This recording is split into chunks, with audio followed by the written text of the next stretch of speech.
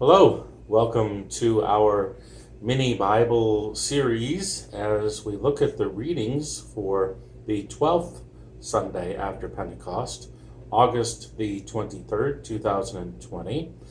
It's Monday, August the 17th, and we begin the week with looking at the first reading for Sunday, Isaiah 51, verses 1 through 6. And I will first read the reading for you, including the introduction, and then share some of my own reflections. Just as God had called Abraham and Sarah and given them many descendants, so now God offers comfort to Zion. God's deliverance will come soon and will never end. Listen to me, you that pursue righteousness, you that seek the Lord.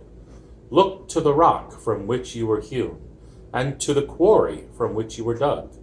Look to Abraham, your father, and to Sarah, who bore you. For he was but one when I called him. But I blessed him and made him many. For the Lord will comfort Zion.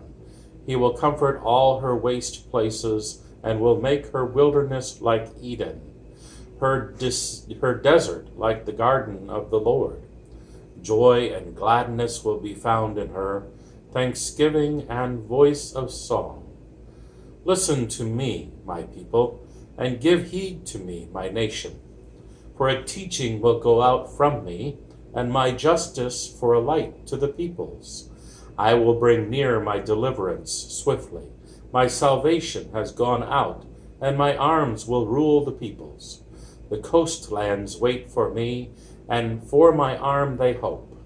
Lift up your eyes to the heavens, and look at the earth beneath. For the heavens will vanish like smoke, the earth will wear out like a garment, and those who live on it will die like gnats. But my salvation will be forever, and my deliverance will never be ended. Here ends the reading. After 6 or maybe even 7 months of COVID-19, depending upon when one starts the counting, it is, for me at least, becoming increasingly hard to imagine what the future will look like. Hopefully, not too much more of the same that we're getting now. The people of Israel likely had similar feelings. By the time of Isaiah, they had become conditioned to expect bad news from prophets. Anytime a prophet begins with words like, "Thus says the Lord," or "Listen to me," we could almost imagine the people cringing, either figuratively or literally. Today's reading is different. By the third verse, the waste places and desert are like the Garden of Eden, rather than a threatening future because of Israel's disobedience. Comfort is the word for the day of the initial hearers and for all subsequent readers who are without hope. The discomfort was not some kind of generic suffering. It was specifically about the judgment of God. Israel had been severed by God, I guess you could say. Even God admits it later in Isaiah 54, verse 7, "For a brief moment I abandoned you," God says. The opening words of Isaiah 51, "Listen to me," leads to unexpected terms of prophetic speech. More importantly, unexpected by the exiled people of Israel, who understood themselves to be living under the judging hand of God. In each of these 6 verses, attention is drawn toward the good news. They are on the edge of change. Whatever has happened to them in the past, this is a new day. How were they, and perhaps now we, living in a pandemic, to imagine that a new day is possible? Verse 1 reads, Look to the rock from which you were hewn, and to the quarry from which you were dug. For them, that primarily meant Abraham and Sarah, although God has also been referred to as the rock at different times in the book of Isaiah. And for we Christians, it pretty much means Jesus, many times being referenced as the cornerstone. Abraham and Sarah were just two people, one couple, when God called upon Abraham and said, "Trust me. Venture out into the unknown. Go to a place that I will tell you." So even when he started out, the destination was unknown. He had no map.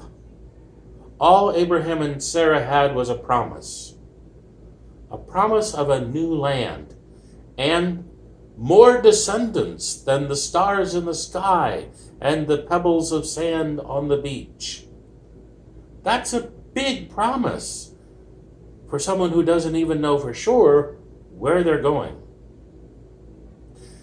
The exiled people of Israel, hearing Isaiah 51, are so embedded in their punishment mindset that they may not be able to imagine any kind of an alternative.